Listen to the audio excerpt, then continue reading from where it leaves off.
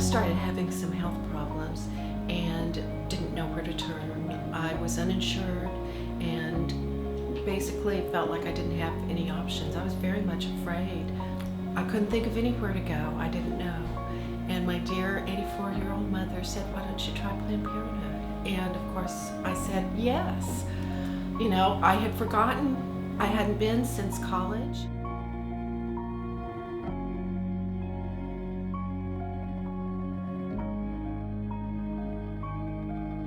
Nurse practitioner was wonderful. She said, "You know, I don't want to alarm you unnecessarily, but you really should get this checked out." Planned Parenthood referred me to the local hospital, and it was the next month whenever I was able to get in. At that point, they knew that there was a problem. When I met Cynthia, she hadn't seen a doctor in quite a few years. She's uninsured and was starting to have some trouble, was noticing a growth of sorts in her abdomen, and was just starting to be really concerned about it and didn't know where to turn. So came in to see us, and you know, we just did a full basic workup, you know, a well-woman gynecological exam, and definitely also noted the concern that she was having with what seemed to be like a mass in her pelvis. So we were able to refer her on for further testing to a community-based hospital that also accepts uninsured, and so, you know, they got her into their system. I had a very fast-growing tumor. It was a very aggressive type of cancer, and that it was fully contained in my ovary, and the fact that, you know, it didn't burst or spread all over my body was just an amazing thing. And so at stage 1A, that means that it's not spread to any other organs. So I had surgery and chemotherapy afterwards. I'm alive today because of Planned Parenthood.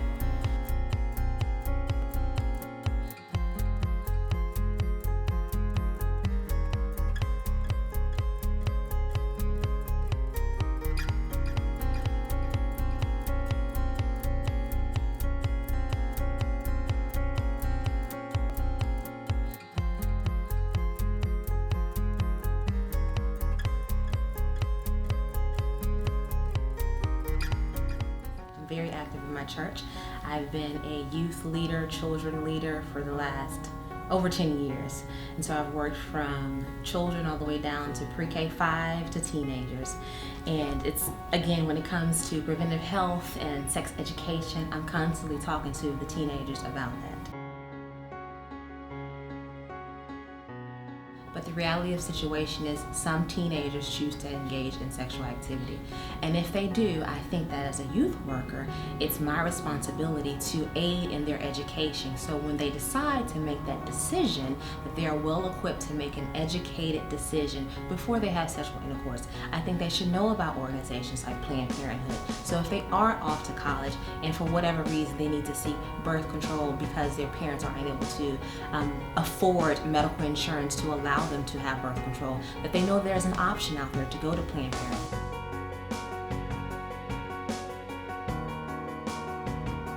I've been going to Planned Parenthood for over 17 years. It started out just receiving my basic annual exams and birth control, but the relationship has evolved since that time.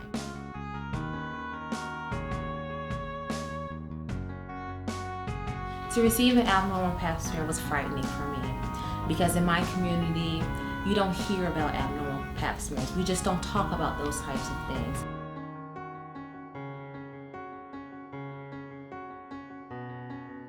I can't imagine where I would be today to learn about abnormal pap smears and to have to deal with the possibility of getting cervical cancer.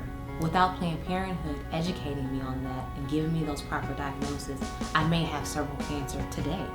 But because of that, and the preventive care and post measures and procedures that I was able to obtain, I don't have it.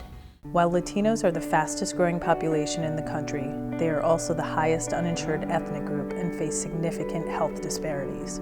Nearly 40% of Planned Parenthood patients in Texas are of Latino descent. In 2005, it was August 29th, Hurricane Katrina devastated my city where I grew up, and my parents' home was inundated with water, and we evacuated to Texas. I was raised in New Orleans, And at one point in my life, I had some trials and tribulations, so I was homeless. And I was living at the Covenant House, which is a homeless shelter for teens. And at that time, I wasn't insured, so we're told about Planned Parenthood. And that was when I was first introduced to the Planned Parenthood Health Center and was informed about the birth control options that I had, the annual exams for women that I was able to receive at a very affordable price, because at that time, again, I didn't have anywhere to live and didn't have a car, didn't have a job, and was really struggling through an addiction that I've been in recovery for.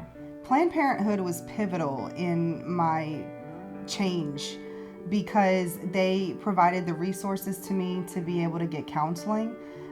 They provided resources to me to be able to live a safe lifestyle during the time when I was overcoming some obstacles. Living in New Orleans is, you can live a very vicarious lifestyle, as I did. I lived on Bourbon Street and went through the streets of New Orleans on a regular basis. So they provided almost kind of a safe haven for when you didn't know where you were medically. In Texas, Christina found out she was pregnant at Planned Parenthood. Her nurse practitioner helped her to enroll in Medicaid in order to have the resources to have a healthy pregnancy. And after the birth of her daughter, Planned Parenthood helped her enroll in the Women's Health Program to continue her health care post-pregnancy. Today, Christina is raising her 4-year-old daughter, Aaliyah, in Dallas and pursuing a master's degree in political science this fall.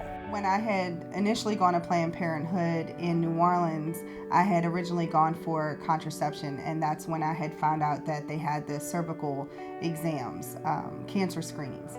And then when I went to the Planned Parenthood again in Dallas was when I found out that not only did they help me with the Healthy Women's Program, and the contraception and the screenings and the STD screenings, but also that they would be able to give referrals for mammograms, which at 35 years old, I'm coming up on the age when I'm going to have to start needing that.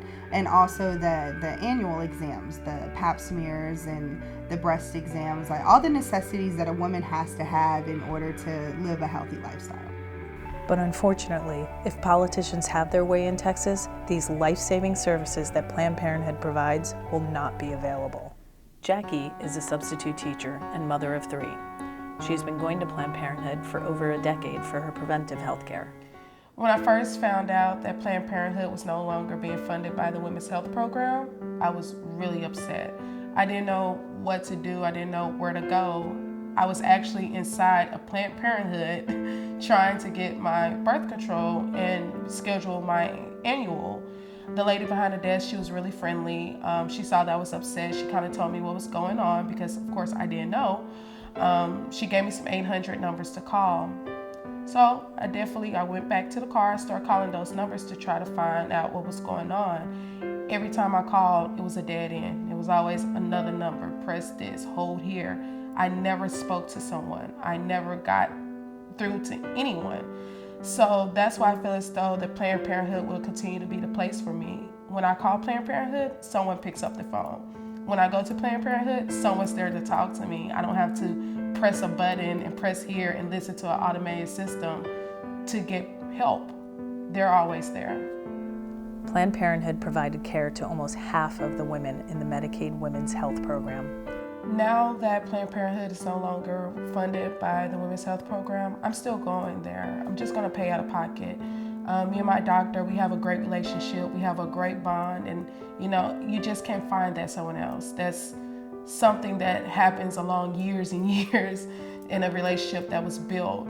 I don't feel as though that I can go somewhere and get that same relationship and get that same information, that same getting cared about from someone else. After more than 75 years, Planned Parenthood isn't going anywhere. We've taken the state of Texas to court, standing up for tens of thousands of women in the Women's Health Program who want to go to Planned Parenthood for their care. Marcela Belquinta is one of the plaintiffs in the case. Marcela is from the Rio Grande Valley, which is one of the poorest regions in the nation. I decided to get involved in the Women's Health Program lawsuit because that was an opportunity for me to make my voice heard, as well as a lot of other women that depend on the Women's Health Program for services. In the Valley, people are not used to talking about sex, so a lot of people are growing up with not knowing a lot of facts or any education whatsoever that deals with sexual health, and that includes me. As I was growing up, I didn't really know much until I was introduced to Planned Parenthood and volunteers that were working at the University of Texas Pan American, and from there on I started learning a lot of interesting things that I felt like I should have known from a very early age, but wasn't because of our culture. Planned Parenthood has had a promotora program in Texas for over a decade, where community health workers provide culturally appropriate and accurate health information to Latino women and families directly in their homes, schools, community centers, and churches. Un día normal para una promotora es salir a la comunidad y educar a un grupo de mujeres en referente a la salud reproductiva, por ejemplo, sobre planificación familiar, donde se habla la importancia de planificar la familia y se recomienda usar algún método anticonceptivo en dado caso que ellas pregunten qué tipo de métodos hay disponibles. Entonces la promotora está capacitada para hablar de diferentes métodos anticonceptivos y le ayuda un poco a las mujeres a decidir cuál sería el método más adecuado para ella. Young adults are another group more likely to be uninsured in Texas. Planned Parenthood helped Amy enroll in the Women's Health Program, which covered the cost of her annual Well Woman visits. If I hadn't been able to call Planned Parenthood and get the information about enrolling in the Women's Health Program, to be honest, I probably just wouldn't have had an exam. I mean, that sounds terrible, but it's really difficult and intimidating to try to get health care when you don't have health insurance. There aren't that many options, and it's hard to know who to trust. I've certainly gone to doctors when I didn't have health insurance, where I felt like they maybe weren't taking me seriously. I didn't feel like they were very enthusiastic or passionate about their jobs. And you know, when you have concerns about your health, you want to feel like someone actually cares about you and cares about what happens to you. And so sometimes it's just so intimidating that it seems like it's not worth it to go. 2 years ago, after a Well Woman exam at Planned Parenthood, Amy found out she had precancerous cells in her cervix. By going to Planned Parenthood, I was able to make an informed decision about what I needed to do about my health in order to make sure that I'm in the best position to make sure that I don't develop cervical cancer in the future. The message that politicians are sending to me when they're trying to remove Planned Parenthood from the Women's Health Program is that they don't care if I live or die. And I think that, you know, that might sound kind of melodramatic, but cervical cancer is one of the most preventable cancers. And without a pap smear, it's impossible to know whether or not you have cervical cancer or the symptoms that cause cervical cancer until it's too late. And I think it's appalling that politicians put politics before the basic reproductive health of women. It's very disturbing.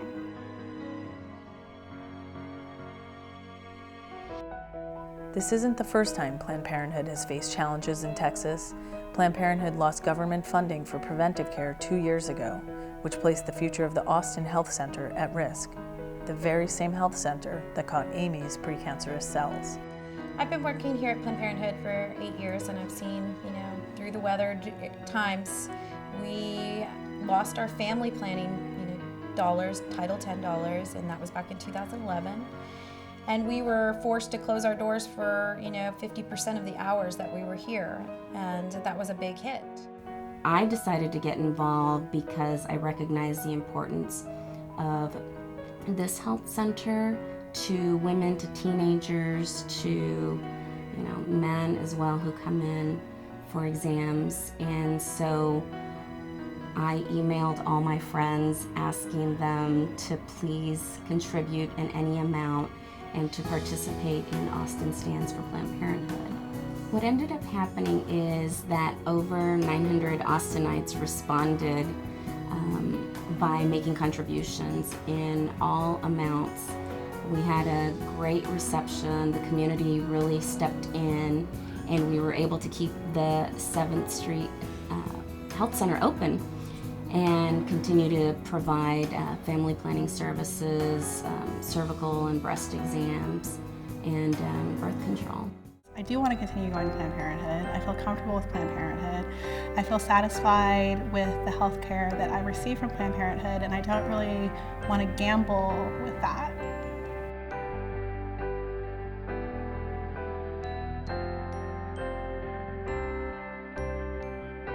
Planned Parenthood being removed from Women's Health Program as an acceptable care provider, I think it really sends a message to women that politicians are just out of touch, that there's a lack of compassion, a lack of caring really for women's needs in our community. The women that come to us who had Women's Health Program really don't know where else to turn, and I'd like to think that politicians are making it seem as though there's tons of other places to go. I know firsthand that our patients are very confused. They don't know where else the type of Women's Health Program, Medicaid, will be accepted. They call around and they get a closed door often quite a bit. So they're right back here at Planned Parenthood, looking for care. So we'll do our best, and try to see them no matter what. But I do think that the message politicians are sending is really quite sad, and that women's health is not a priority. I think politicians want to do what they think is morally right, but yet what is, quote, morally right in general. I think that by saying we're going to defund Planned Parenthood, you're treating women as second-class citizens. That there are too many minority women in this state that need Planned Parenthood, that need the affordability of having the option of being able to receive these services. And by taking away them, you're taking away the rights of the citizens of Texas. So is that morally right? I don't think so.